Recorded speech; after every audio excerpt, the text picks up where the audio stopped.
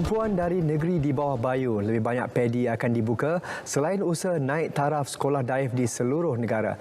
Perinciannya langsung bersama Rita Aloysius Malik di Kota Kinabalu. Rita? Ya, sahih. Sebanyak 177 pusat ekonomi digital keluarga Malaysia PEDI bakal ditambah di seluruh negara. Ketika ini terdapat 1,080 PEDI termasuk lebih 100 daripadanya di Sabah. Menurut Menteri Komunikasi dan Multimedia Tan Sri Anwar Musa, ketika ini pihaknya sedang menaik taraf secara berperingkat PEDI sedia ada bagi membolehkan peranannya dipertingkat, sekaligus memberi manfaat kepada komuniti terlibat dalam ekonomi digital. Sekarang ini sedang di-upgradekan secara berperingkat-peringkat sebab setiap PEDI itu ada telco yang terlibat dalam mengendalikan. Dia perlu kerjasama antara telco dengan MC-MC sendiri.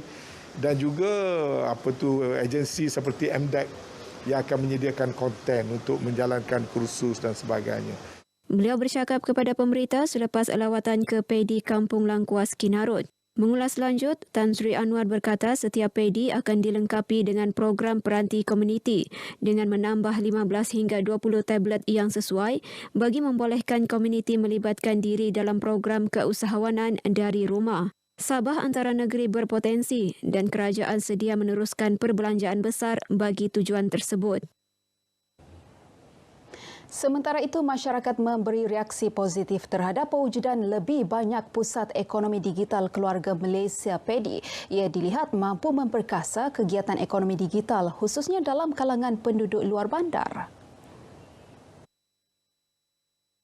Dengan adanya kemudahan PEDI yang sangat memberikan manfaat dengan adanya kemudahan yang disediakan di PEDI. Selain itu, masyarakat boleh menggunakan kemudahan ini tanpa segan sila. Sangat sesuai untuk komuniti di luar bandar lah.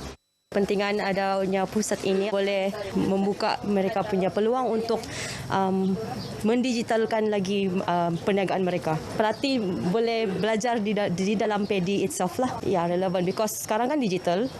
So semua pun bisnes pun in digital platform. Di sini memang ada masalah internet lah, jadi dia sangat relevan untuk tempat begini diadakan supaya orang dapat buat research. Harapan saya orang dapat menjadikan di tempat sebagai tempat yang positif lah untuk orang menimba ilmu. Terdahulu, Tan Sri Anwar turut berkesempatan melawat menara komunikasi di Kampung Daingin Papar yang merupakan sebahagian pengisian program kembara konektiviti singgah menara. Sebanyak 113 sekolah daif seluruh negara telah diamanahkan Kementerian Pendidikan kepada Jabatan Kerja Raya JKR untuk dinaik taraf. Ia melibatkan kos keseluruhan berjumlah 1.02 bilion ringgit. Menurut Timbalan Menteri Kerja Raya Dato' Ata Joseph Kurup, daripada jumlah tersebut, 6 projek dalam fasa penyerahan, 58 projek dalam pembinaan, 3 fasa perolehan dan selebihnya fasa reka bentuk, perancangan dan praperancangan. Bagi kawasan Parlimen Pensiangan, 5 sekolah terlibat berkenaan dan 3 daripadanya telah siap seterusnya diserahkan kepada pihak pengurusan sekolah yang melibatkan SK Ansip, SJK Si Cheng Ming, SK Penagatan, SK Inandung dan SK Simbuan dengan kos perbelanjaan 18.8 juta ringgit. Dato' Ata yang juga ahli Parlimen Pensiangan memberitahu media dalam majlis penyerahan projek sekolah daif SK Inandung di Keningau. Jelas beliau, projek berteraskan keperluan rakyat ini mencerminkan keprihatinan kerajaan memastikan anak-anak keluarga Malaysia mendapat infrastruktur dan persekitaran pendidikan yang selesa bagi mencapai perkembangan diri optimum. Program Mobile Community Service MCS atau Perkhidmatan Komuniti Bergerak PKB yang diadakan di Kampung Kaiduan Papar menerima sambutan amat baik. Menyasarkan komuniti luar bandar khususnya dengan yang terkesan dengan pandemik COVID-19, banjir dan kesukaran accessibility, program Perbendaharaan Malaysia Sabah PM Sabah ini membawa perkhidmatan agensi bersesuaian terus di lapangan. Antara perkhidmatan disediakan kaunter vaksinasi, latihan pastri percuma Giat Mara, demo pembenihan ikan hiasan, pembuatan krepek pisang Sabah selain kaunter agensi seperti Laksana Jamin Kerja dan Pendaftaran MyStep, agensi anti darah kebangsaan AADK, Semakan E-Kasih dan kaunter Jabatan Pendaftaran.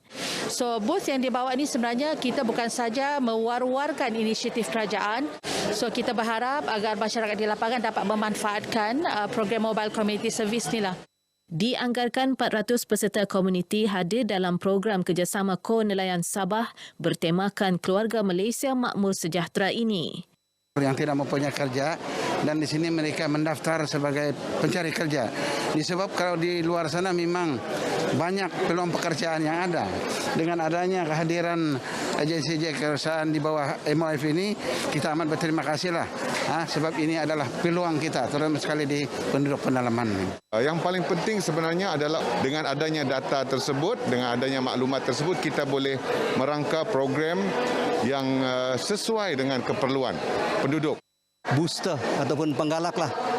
Dan saya pilih Sinovac karena dos pertama dan dos kedua saya mengambil Sinovac. Terima kasih kepada kerajaan, tidak payah lagi saya pergi berbaris di KK dan isi borang. Bagus perkhidmatan dia, terbaiklah. Kami ini kan suri rumah, jadi kira basic kami lah buatin di semua, belajar mau buat kek, deko-deko. Bagi peluang sama kami untuk buat inilah semua. Lagipun bantu suami. Iya, sangat menyokong. Kalau ada lagi, kami akan join lah. Program turut dimeriahkan dengan taklimat perkeso Jabatan Pertanian, Kor Nelayan dan Kementerian Kesihatan. Persatuan Murut Sabah PMS akan memohon kepada Kementerian Pendidikan agar Kamus Bahasa Murut Tahol KMT dapat dijadikan bahan pembelajaran di sekolah pedalaman negeri ini. Presidennya Datuk Rubin Balang yang juga Wakil Rakyat Kemabung berkata ia sebagai usaha memperkasa dan memartabat bahasa suku kaum Murut khususnya dalam kalangan generasi muda. Datuk Rubin ditemui pemberita selepas merasmikan pemasaran KMT di Kemabung turut memberitahu usaha juga sedang dijalankan untuk menerbitkan Kamus Bahasa Murut Paluan. Inisiatif seumpama sememangnya amat dinantikan masyarakat. Kita berharap supaya kamus ini akan digunakan pakai dalam pengajaran nanti.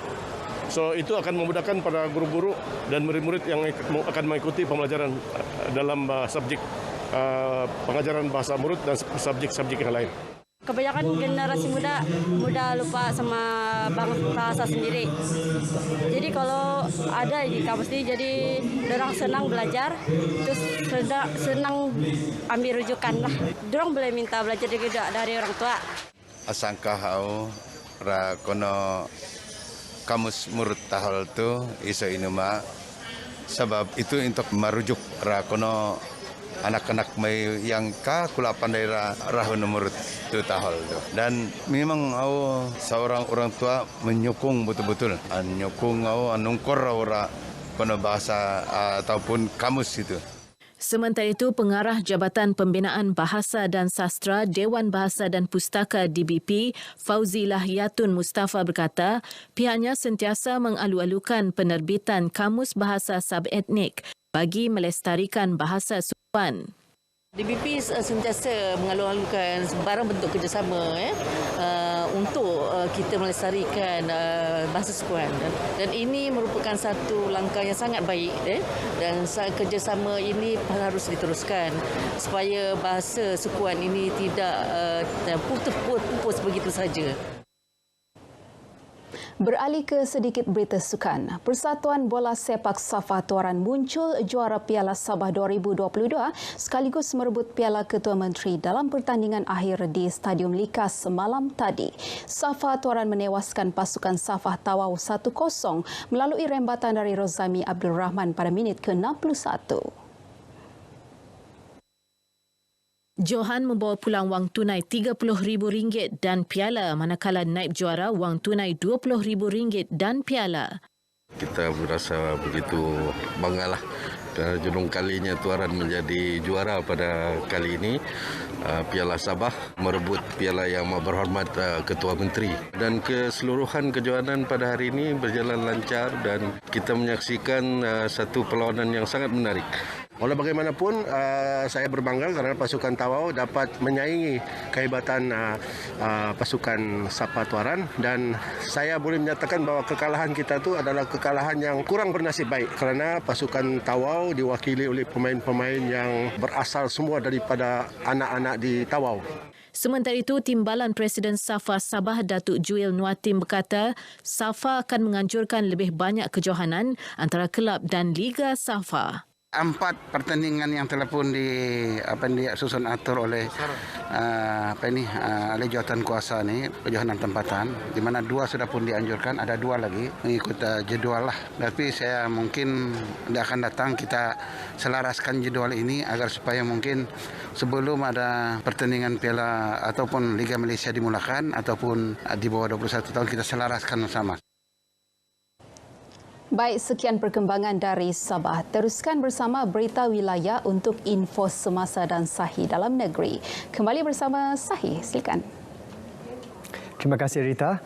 Kita akan berhenti berehat seketika dan akan kembali selepas ini untuk perkembangan dari Sarawak.